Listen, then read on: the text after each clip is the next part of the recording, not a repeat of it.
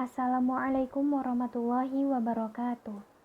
Kami dari kelompok 6 yang beranggotakan saya Afifah Agina dan rekan saya Devi Husna Latifah akan mempresentasikan materi mengenai manajemen sumber daya manusia.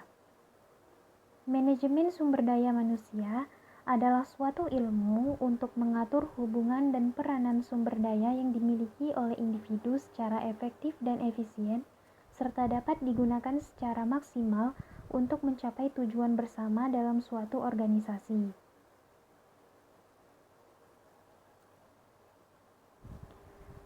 Selanjutnya yaitu tujuan manajemen sumber daya manusia.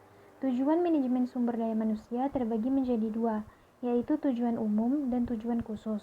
Tujuan umum untuk mengoptimalkan produktivitas seluruh pekerja dalam organisasi, sedangkan tujuan khusus untuk membantu manajer lini atau manajer fungsional lain agar dapat mengelola organisasi secara efektif. Selanjutnya yaitu peran manajer sumber daya manusia.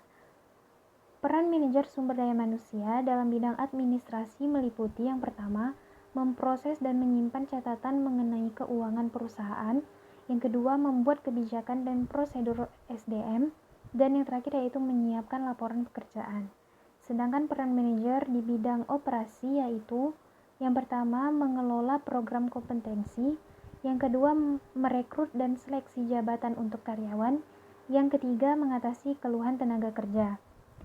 Sedangkan peran manajer di bidang strategi yaitu menilai kecenderungan permasalahan tenaga kerja, melakukan rencana pengembangan, membantu organisasi dalam restrukturisasi, serta merencanakan strategi.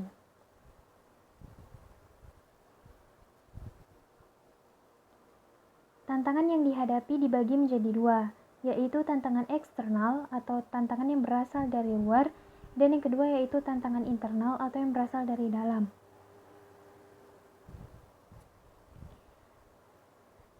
Tantangan internal meliputi kurangnya pemahaman tentang fungsi SDM, yang kedua adanya restrukturisasi, yang ketiga pengurangan tenaga kerja, yang keempat penerapan budaya organisasi, dan yang kelima yaitu penggunaan teknologi.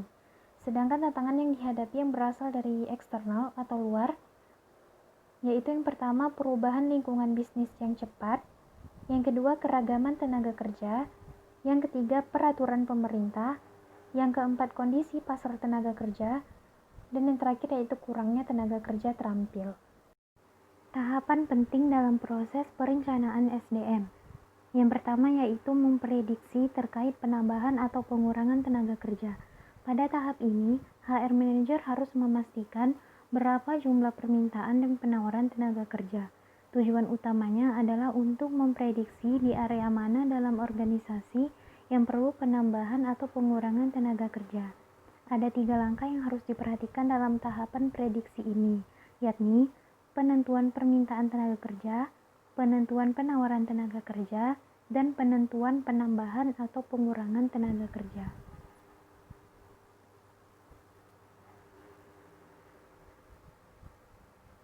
Tahap yang kedua yaitu penentuan tujuan dan perencanaan strategis. Tahap kedua dalam perencanaan sumber daya manusia adalah penentuan tujuan dan perencanaan strategis.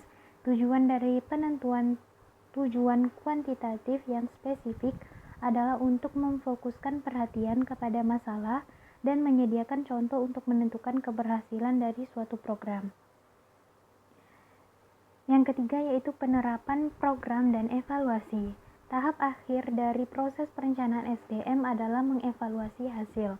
Pada tahap ini, organisasi perlu memeriksa apakah perusahaan sudah berhasil menghindari terjadinya kekurangan atau kelebihan tenaga kerja.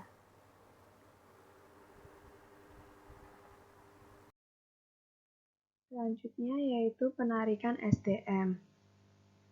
Penarikan atau sering disebut rekrutmen yaitu pencarian sejumlah karyawan yang memiliki potensi, kemudian akan diseleksi untuk memenuhi kebutuhan organisasi. Proses penarikan sumber daya manusia.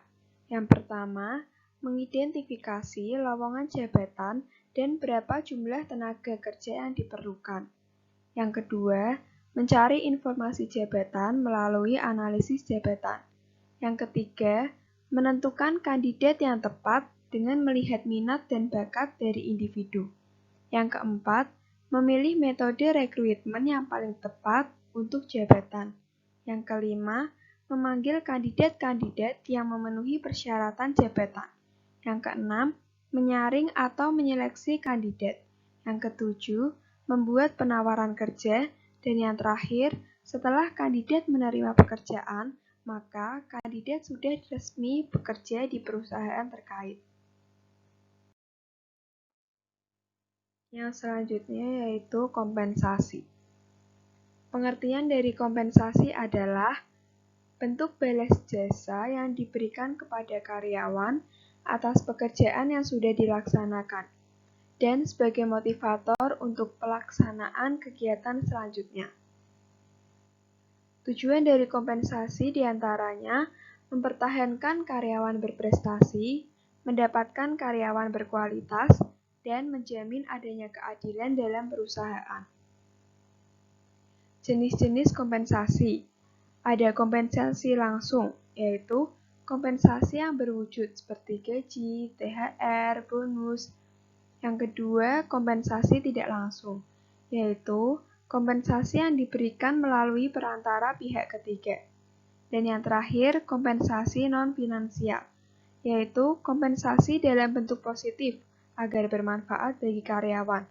Contohnya seperti pelatihan public speaking, kantor yang nyaman, dan lain. Berikutnya yaitu motivasi kerja. Motivasi kerja merupakan daya pendorong agar seorang karyawan mau dan rela untuk menggerakkan kemampuannya dalam membentuk keahlian dan keterampilan tenaga serta waktunya untuk menyelenggarakan berbagai kegiatan yang menjadi tanggung jawabnya sesuai dengan kewajibannya dalam rangka pencapaian tujuan dan berbagai sasaran perusahaan yang telah ditentukan sebelumnya. Indikator motivasi kerja terdiri dari daya pendorong, kemauan, membentuk keahlian, tanggung jawab, dan tujuan. Tujuan dari motivasi kerja diantaranya meningkatkan moral dan kepuasan kerja karyawan, meningkatkan produktivitas kerja karyawan, mempertahankan kestabilan karyawan perusahaan, meningkatkan kedisiplinan karyawan, mengefektifkan pengadaan karyawan, dan menciptakan suasana dan hubungan kerja yang baik.